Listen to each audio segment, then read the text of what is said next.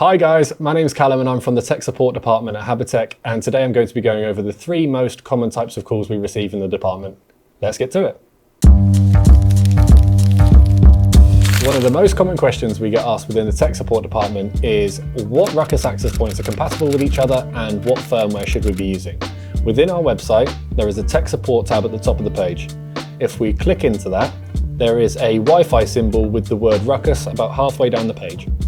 Scrolling halfway down the page again will reveal a blue hyperlink that says Unleashed Firmware. Clicking into that will give us a list of all the firmware revisions that we as Habitech recommend that you use. If the current firmware that you're using does not feature within that list, then we do not recommend that you use it. Pressing into one of the firmware revisions, we will receive a list of all of the access points that are compatible within the revision. If the access point that you have does not feature on that list, then you cannot use that firmware. Another common question we receive within the tech support department is based on legacy devices. 2 of the most common examples are why can't I see the snipping tool feature within the Dahua web UI, and why can't I see the firmware that my legacy Ruckus system is on. In front of me, I have the Dahua example. By logging into the camera, I can see playback at the top right of the page. If I press into that, there is no snipping tool feature at the bottom for me to get the recordings that I want. By copying the IP address, going to the 3 dots at the top right of the page and going to the settings of the Edge browser, we can see default browser on the left-hand side. It says allow sites to be reloaded in IE mode, which is what we want. We need to allow that feature. We then need to add, which is below, and pop in the IP address of the device in question. This is obviously the IP address of the Dahua camera that I'm using, but if you were trying to view the firmware of your Ruckus system, then you would put the IP address of your Ruckus in there instead. If we then close all of the Edge browsers that we have open and reopen it, by placing the IP address back into the web browser, you should see that it reloads in IE mode, which we can there at the top left of the page.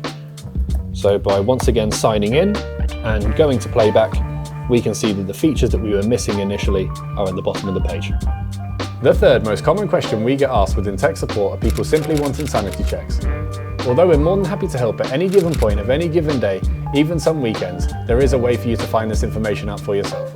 At the top of our website, by accessing the tech support tab, you will be taken through to the FAQs, guides and white papers.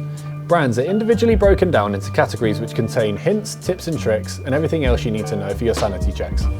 However, if the information that you need isn't available within the website, scroll a bit further down and there'll be 5 different ways that you can contact us in tech support. Lastly, I wanted to inform you about a change within the tech support department. Our enterprise range, Rivi, Ruckus and Cambium remain unaffected by this change. However, support for fulfillment brands, including Dratec, Netgear and Ubiquity, are now available at a chargeable rate, reflecting their lower price positioning. Please note that if you have a faulty product, we will not charge you for the assistance within the fault finding process. However, support for setup, configuration or issues outside the scope of support will be chargeable at £75 excluding VAT, which just reflects our labour rate. Thank you so much for watching. I hope you've enjoyed the video. If you have any questions, please leave a comment below or get in contact with tech support in whichever way you want to. See you in the next one.